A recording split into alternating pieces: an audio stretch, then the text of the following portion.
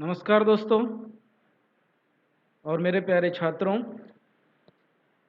आज फिर से स्वागत है मेरे YouTube चैनल क्रिएटिव टीचर में। आज का विषय है मातृभाषा हिंदी। इस विषय के अंतर्गत आज हम तीसरा पाठ मुक्ति का प्रतिदान, इस पाठ को कहानी के माध्यम से, बहुत ही दिलचस्प कहानी है। ये कहानी क्या है मैं आपको एकदम शॉर्ट में बता रहा हूँ, आप फिर इसको किताब के माध्यम से पढ़ लीजिएगा। कहानी क्या स्टार्ट होती, बहुत पहले की बात है। अचलपुर नामक एक गांव था। वहाँ के लोग बहुत ही सीधे साधे और ईमानदार थे। उन्हें किसी बात का लालच नहीं था। धन दौलत, सोना चांदी, रुपये पैसे, किसी चीज़ का महत्व युग में रहा है।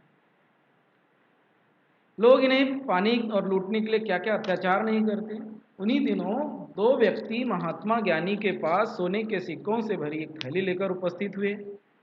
दोनों की थैली से मुक्ति पाना चाहते थे। समस्या यह थी कि उन दोनों में से कोई भी उस धन को लेने के लिए तैयार नहीं था। उन दोनों ने अपने दामादों को सिक्कों से भरी वह थैली दान दहेज में देना चाहा, तो उन्होंने भी यह कर लेने से मना करा कि दहेज लेना बिल्कुल उचित नहीं। उन्होंने कहा यह एक सामाजिक अपराध है। दहेज लेना और देना दोनों ही गैर जरूरी है और अमान्य है। कन्या एक रत्न है, उसके साथ दहेज लेने वाला अक्षम्य और कठोर दंड का भागीदार होता है। इसके अतिरिक्त दान उसे लेना चाहिए जिसको उसकी जरूरत हो। अतः हम यह धन नहीं ले सकते। यह सब वाक्य इन्होंने कहा, उनके दामादों ने कहा, है कि नहीं। राजा के पास यह संपत्ति जाएगी तो वह अपने लिए थोड़े ही रख लेंगे। इस संपत्ति से समाज की भलाई का भी कोई काम करेंगे।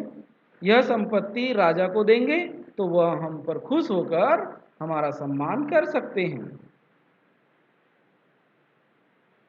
इस पर एक अंगतुक किसान मित्र ने यह कहकर विरोध किया, सिक्कों से भरी वह थैली जिस खेत से मिली है वह मेरा था, किंतु उस खेत को वास्तव में मेरा यह मित्र जोतता बोता था। मेरा यह कहना है कि यह संपत्ति भी उसी को मिले। यह संपत्ति का असली हकदार वही है। दूसरे ने विरोध प्रकट किया, अचानक मिली हुई यह दौलत मेरे खून और पसीने की कमाई नहीं है, यह मुफ्त की कमाई है। मुफ्त की कमाई फलदायी नहीं होती है, इसीलिए मैं इसे स्वीकार करके ईश्वरीय न्याय और संपदा से विमुख नहीं होना चाहता। ज्ञानी जी उन दोनों मित्रों के उदात्त विचारों से गदगद हो उठे। अब उनकी प्रश्नवाची दृष्टि अपने दूसरे शिष्यों की ओर उठी। उसका उत्तर था, नीति तो यह कहती है कि जब एक वस्तु लेने वाला कोई न हो तो वह वस्तु किसी को दान कर दीजिए। यदि यह दान मुझे ही न दे दिया जाए तो आगे की बात उस शिष्य के गले में अटक गई। वह गड़बड़ा गया क्योंकि ज्ञानी जी उनको घूरने लगे थे। अब तीसरे शिष्य की बारी थी। उसका कहना था कि इस दौलत को कि फिर उसी जमीन में गाड़ दिया जाए। इस तरह कोई उस धन को लेने के लिए तैयार नहीं हो रहा था। ज्ञानी जी निराश हो गए। उन्हें एक आशा की किरण दिखाई दी। उनकी आंखों में चमक आ गई। उन्होंने प्रसन्न मुद्रा में अपने सबसे छोटे शिष्य को पूछा, यदि तुम मेरी जगह होते तो क्या करते या कैसा न्याय करते। शिष्य का यह भोला भाला उत्तर गुरुजी को पसंद आया।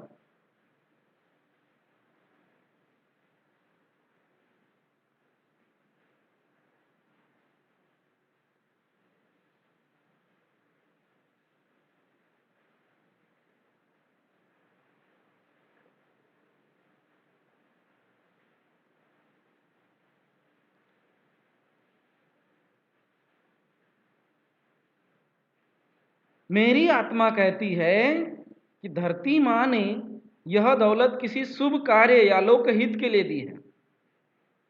क्यों न इस विस्तृत भूखंड में ऐसा सदाबहार बाग लगाया जाए जिससे तमाम लोगों को फल, पक्षियों को बसेरा और पथिकों को मुफ्त में छाया मिल सके।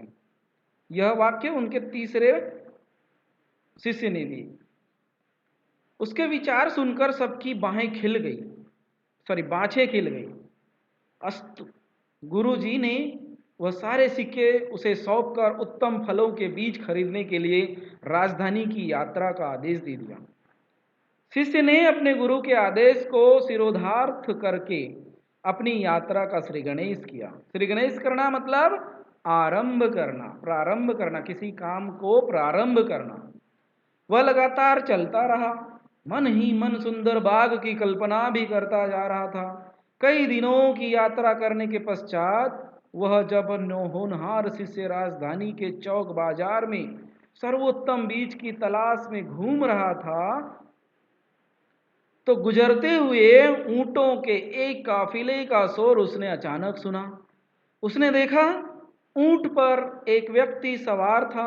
देखने में वह मुखिया लग रहा था। उसके पास पिंजड़े में बंद पक्षी थे। उनमें घोर करुणा चित्कार उन घायल और मौत से जूझते दम तोड़ते हुए पक्षियों का था, जिन्हें उस कारवां का मुखिया ऊंटों की पीठ पर जालों में फंसाकर खान साहब के महल की तरफ लिए जा रहा था। मौत से डरे मरे से पक्षी मुक्ति से के लिए छटपटा रहे थे। उस उदार हृदय युवक के में वह करुणा क्रदन नहीं देखा गया, तो उसने मुखिया से बात की। मुखिया को समझाया कि प्राणी मात्र पर दया करना सबसे बड़ा धर्म है। उसने कहा, इन निरीह पक्षियों को स्वतंत्र करके पुण्य की कमाई कर ले, क्योंकि पुण्य की ही सबसे बड़ा कर्म है। उन निरीह पक्षियों को छोड़ देने का आग्रह सुनकर मुखिया हाथ जोड़कर बोला, खान साहब, इन चिड़ियों के बदले 500 नगद स्वर्ण मुद्राएं देंगे। तुम्हारे पास क्या है जो मैं नहीं छोड़ दूं? सभी प्राणियों का दर्द समझने वाले उस युवक ने सोने के सिक्कों से भरी हुई थैली का मुंह उस लालची मुखिया के आगे खोल दिया। उस सुनहली दौलत को देखकर मुखिया की आंखें फैल गई। आंखें फैल जाना मतलब देखकर चकाचौंध हो जाना। बात बात में सारे पक्षी मुक्त कर दिए गए। अब वह शिष्य मन मारकर अपने गुरु के पास लौट रहा था। मुक्त हुए सभी पक्षी उस पर छाया करते हुए, चहचहाते हुए, गीत गाते से चल रहे थे। फिर भी उस शिष्य के पैर यह सोचकर मानो जड़ होते जा रहे थे कि वह अपने गुरु को क्या उत्तर देगा, क्या करने आया था और तैस में आकर क्या कर बैठा। तैस में आना, तैस में आकर मतलब जोश में आ जाना, जिसको हम कहते हैं। इसी सोच में वह अभागा मृत्यु की कामना करते करते थक कर सो गया। नींद में स्वप्न में पक्षियों की मुक्त चहचहाहट के बीच उन पक्षियों की रंग बिरंगी रानी उसके सीने पर फुदक फुदक कर जगा रही थी। उठो भोले भाले होनहार दयालु साथी, अपने सभी दुख भूल जाओ। हम सभी आजाद पक्षियों ने मिलकर पहले ही तुम्हारे उस विशाल भूखंड में तरह तरह के फलों के बीज बो दिए हैं। आंखें खोलो और वहां जाकर देखो। अब वह युवक जागकर उस मैदानों की ओर सरपट दौड़ने लगा। सरपट दौड़ना मतलब जोरों से भागना। उसने आगे पीछे और ऊपर तक न केवल पक्षियों की चहचहाहट ही चहचहाहट थी, बल्कि वहां जाकर उसने यह भी देखा कि दुनिया भर के तमाम पक्षी अपनी चोंचों और पंजों से धरती खोद रहे हैं। शिष्यों के साथ कुछ लोग बीज बो रहे हैं, पौधे लगा रहे हैं। उसके गुरु और अन्य एकत्र जन मुक्ति के इस प्रतिदान का करिश्मा देखकर फूले नहीं समा रहे थे। फूले ही समा नहीं रहे थे। फूले नहीं समाना मतलब खुशी से गदगद हो जाना, बल्कि वे भी बागवानी में बढ़ चढ़कर हाथ बटा रहे थे। तो यहाँ कहानी खत्म हुई। कहानी बहुत ही दिलचस्प कहानी थी।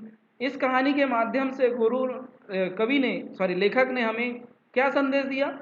कहानी के माध्यम से कहानीकार ने लालच से दूरी बनाए रखने एवं किए गए उपकार के बदले प्रत्युपकार को रेखांकित किया गया है। मतलब अगर आप लालच को छोड़कर किसी के लिए उपकार के लिए कोई काम करते हो तो आपको उसका फल अवश्य मिलता है। आपको क्या करना है, मेरी कलम से आपको करना है निम्न शब्दों से लेकर एक कविता लिखनी है कि नहीं। झरना, स्नेह, फूल, आकाश, इन चारों शब्दों से मिलाकर आपको एक सुंदर सी छोटी सी कविता लिख करके भेजनी है।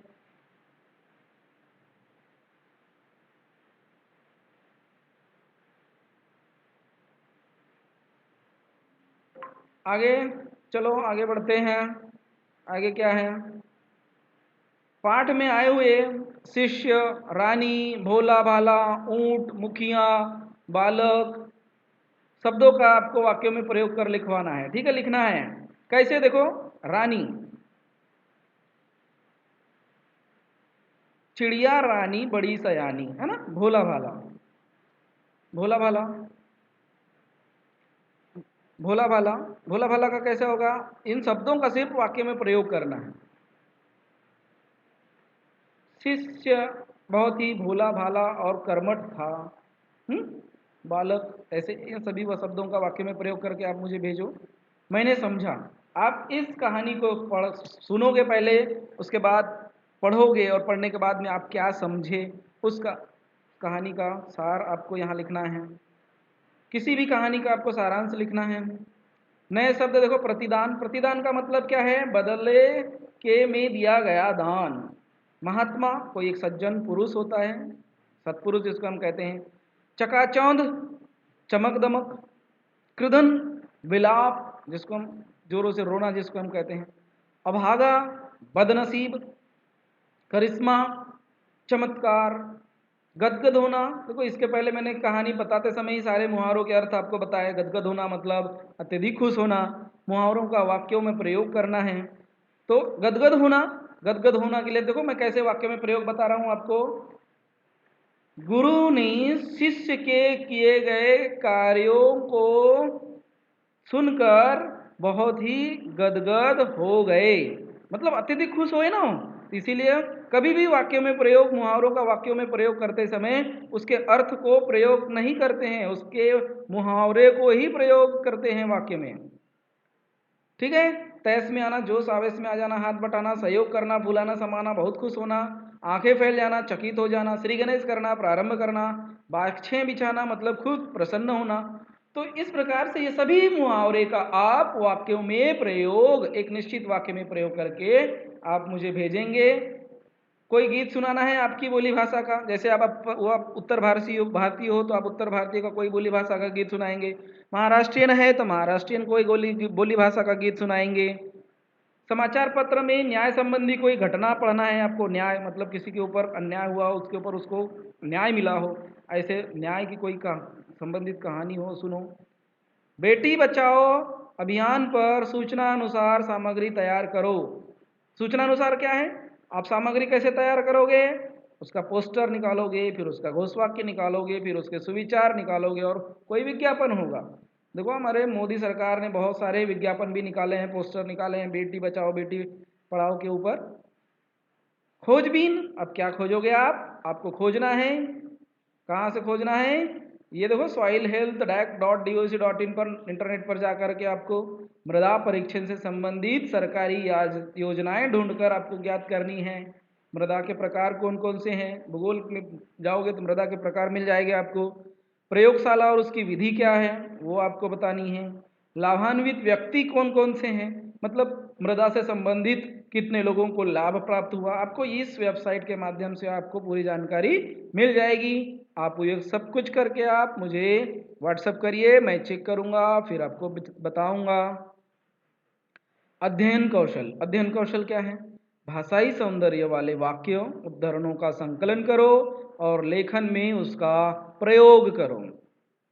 ठीक है, अभी यहाँ देखिए, इस पाठ पर आधारित ऐसे प्रश्न तैयार करो जिसके उत्तर निम्न शब्द हों। मतलब ये उनके उत्तर हैं, ये क्या है, उनके उत्तर है। आपको इन उत्तरों के आधार पर प्रश्न तैयार करने हैं। अक्षम्य और कठोर दंड, ईश्वरीय न्याय और संपदा, चौक बाजार, सुनहली दौलत, सुंदर बाग, गुरु और अन्य एकत्र जन। तो ये जो है उनके उत्तर है ना, गुरु और अन्य एकत्र जन। देखो ये देखो च वाला देखो, गुरु और अन्य एकत्र जन पाठ में कहाँ पर आया है, उसका प्रश्न कैसे बनाओगे आप? गुरु और अन्य एकत्र जन। देखिए पाठ यहाँ शुरू होता है ना, गुरु और अन्य एकत्र जन। ये यहाँ पर अंतिम अंतिम देखिए, यहाँ पर देखिए, उनके गुरु और अन्य एकत्र जन मुक्ति के इस प्रतिदान का करिश्मा देखकर फूले नहीं समा रहे थे। तो कौन फूले नहीं समा रहे थे? प्रश्न बना, कौन फूले नहीं समा रहे थे? तो कौन की जगह क्या उत्तर आएगा? गुरु और अन्य एकत्र जन, है ना। प्रश्न क्या बन सकता है? मुक्ति के प्रतिदान का करिश्मा देखकर कौन फूले नहीं समा रहे थे? तो उसका उत्तर क्या निकलेगा? गुरु और अन्य एकत्र जन, बराबर। यहां देखिए, यहाँ वही कह रहा है कि यहाँ उत्तर दिए गए हैं, तो इन उत्तरों के आधार पर आपको उसके प्रश्न बनाने हैं, जैसे कि अभी मैंने आपको बताया। सदैव ध्यान में रखना है। क्या सदैव ध्यान में रखना है? जैसे कि पिछले साल हमने नागरिक शास्त्र के अंतर्गत पढ़े हैं, स्वतंत्रता प्रत्येक का अधिकार है। अब देखिए चलते हैं भाषा की ओर। एकदम आसान है। निम्न वाक्य पढ़ो और वाक्यों के वचन बदलकर परिवर्तित वाक्य पुनः लिखो। जैसे देखिए पहला वाक्य क्या है? मैं बुरी रीति को मिटाना चाहता हूं। निर्देश क्या है आपको? वचन बदलकर। क्या बदलकर? वचन बदलकर। अब यहां देखो मैं, ठीक है, मैं भी सिर्फ एक ही वचन है, बुरी भी एक ही वचन है, रीति देखो रीति है, रीति है एक ही वचन है ना। अब यहाँ एक वचन है तो इसको अनेक वचन में बदलना पड़ेगा। अनेक वचन में कैसे बदलेंगे? देखिए, मैं बुरी रीति का अनेक वचन में हो जाएगा रीतियों, है ना। तो वाक्य क्या बन जाएगा? मैं बुरी रीतियों को मिटाना चाहता हूं। तो इस तरह से वाक्य को वचन बदल करके लिखना है। ये देखो, छतों पर रखी पानी की कटोरियां खाली थी। वाक्य पढ़ने पर आपको एक वचन लगना नजर आ रहा है कि बहुवचन नजर आ रहा है? बहुवचन, क्योंकि देखो छत नहीं है, छतों हैं, कटोरी नहीं कटोरियां हैं, है ना। तो इन दो वाक्यों से हम इन दो शब्दों से हमको यह पता चल रहा है कि यह वाक्य अनेक वचन में है, इसीलिए इसे हम एक वचन में बदलेंगे। कैसे? छत पर रखी पानी की कटोरी खाली थी। समझ गए? तो इस तरह से बच्चों स्वाध्याय भी आप पूरी तरह से कंप्लीट कर लीजिएगा, और अगला पाठ हम पढ़ेंगे फिर अगले सेशन में, पहचानो तो। अगर आपको यह वीडियो पसंद आया हो तो आप मेरे YouTube चैनल क्रिएटिव टीचर को सब्सक्राइब करना ना भूलें, वीडियो लाइक करें और शेयर करें। धन्यवाद।